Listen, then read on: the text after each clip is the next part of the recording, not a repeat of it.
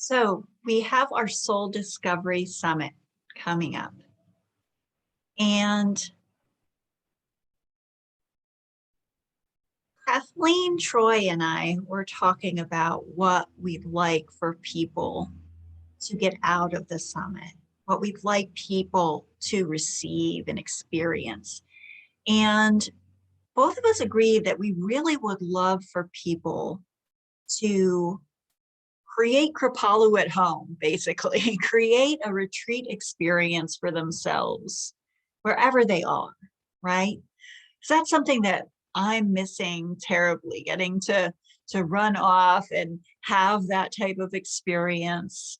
And we have some incredible speakers. They're going to help us learn so much about ourselves. And a lot of what we experience is going to be altered, I guess I'd say, by how we show up, the space we make to receive. So while I want to encourage everyone to come and participate and play in whatever way that they can, right? If we are able to make space, we are going to be able to receive so much more from this summit. And this will apply to this summit, any other type of virtual events that you participate in. It's also helpful for when we're doing in-person events as well. So here are 5 tips that I put together for you. The first one is to clear room on your schedule, right? So right now, go into your schedule, block off the times for the summit so that you can engage and be with as many of the speakers live as you possibly can. Last year with our Self-Love Summit, it was so beautiful. And what I experienced in bringing it together blew my mind. I had no idea that I would get such a beautiful energetic exchange as I did. And so I know that I can't even anticipate what we're going to receive. So the first thing to prepare is to block off the time. And you might have days where you can't be there live, right? That might not be something that you can work out. If that's the case, find a time to block off on your schedule so you can attend Wednesday's events. Block off time to enjoy those speakers. So maybe it's later that night, maybe it's that weekend. Don't assume that it will just happen. Actually go in and block off the time on your schedule so that you can have that space to receive. So that's number 1, clearing space on your schedule. Number 2 is telling people what you are up to, right? Explain to people that, hey, it could be the people that you live with, it could be your friends, your family. Let them know that you are creating this space for yourself for a retreat-like experience, right? Engage them, have them know what's going on so that they can be there to support you. Number 3, get clear on your why. Why are you attending this thing? What do you hope to discover during it? What do you hope to learn? What do you hope to receive? Get really clear on that. You can write out what your goals are, right? And go in with that intention. Perhaps the intention is, I want to meet 5 new people that I feel really aligned with.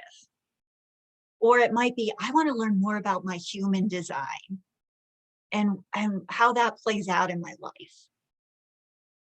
Or it might be, you know what, I feel like I've been stuck in, I'm stuck in a rut. I don't get to do fun things. I just work, work, work. I want to figure out a way that I can play more or have more fun, right? And intention could be, you know, I have been so stressed out. I just want space to relax. Oh, right? So it's unique to you, but really start thinking about what you would like to receive during this summit. What do you want to get out of it? Number 4, this is about clearing your physical environment.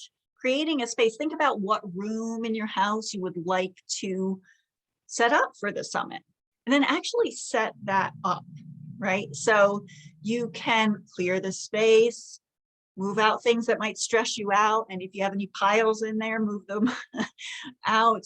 If you want to be able to relax in a restorative yoga pose, set up your yoga mat, your pillows, your bolsters, your blankets, right? You want to set up a space where you can really relax and receive.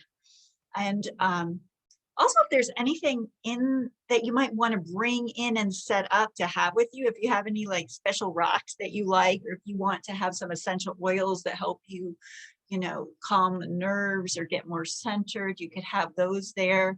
We decided we might want to light a little candle, a little tea light at the beginning as a little bit of a ritual and welcoming. So if you want to have that and do that at home, you could do that.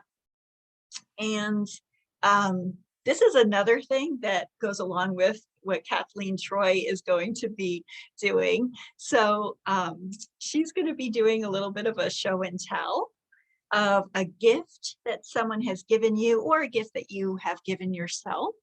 So it could be something like a rock or something that someone's given you, or one that you've gotten, something that's like a little treasure that lifts you up that you'd like to share with the group, the other attendees at the summit. So you could think about what that might be so that you're ready on Tuesday to share. And so, yes, think about the physical environment. And then number 5 is to make room for integration.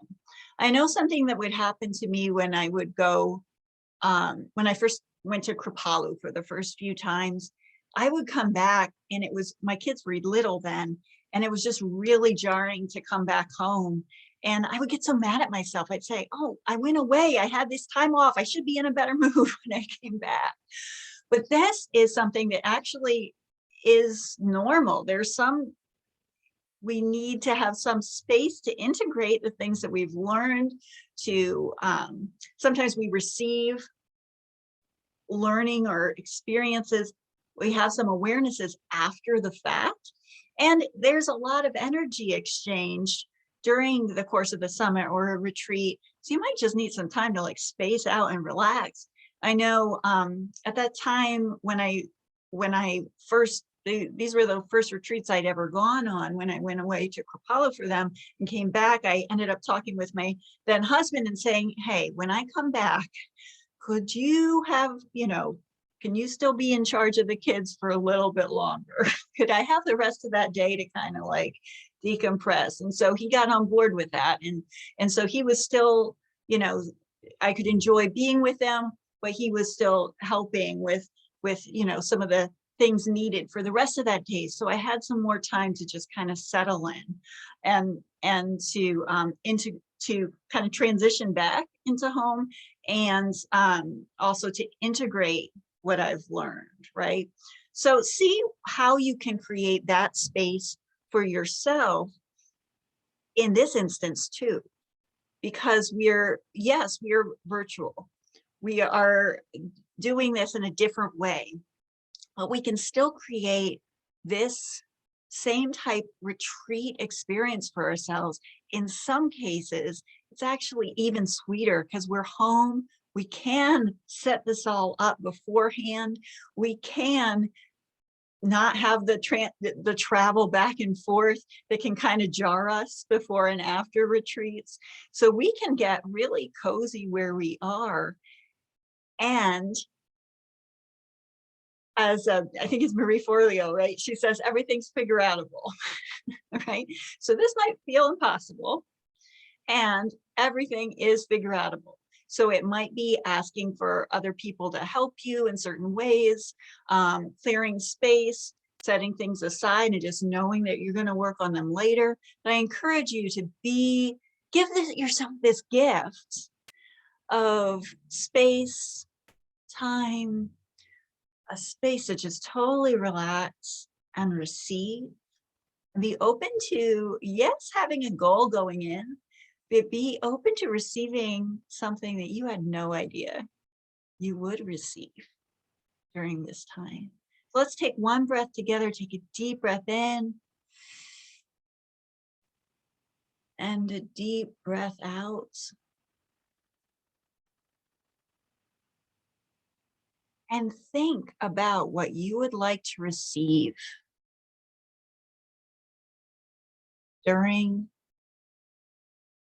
the summit. What would you like to walk away with?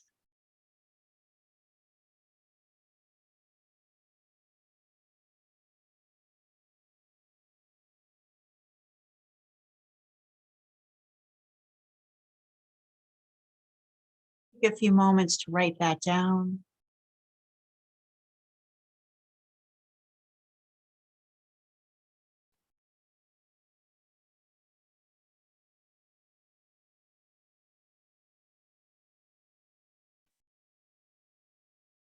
And now think, get real with yourself. What do you need to do to make sure that you're set up well for this experience? So is this time blocking? Are there people in your life that you need to have a conversation with, have this go well? Is there anything physical that you need to do in your physical environments?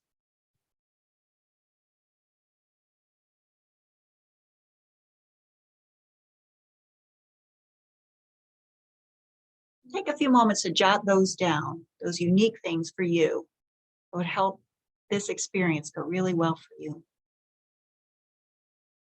I can't wait to see you at the summit. It will be such a joy to connect. I love you so much.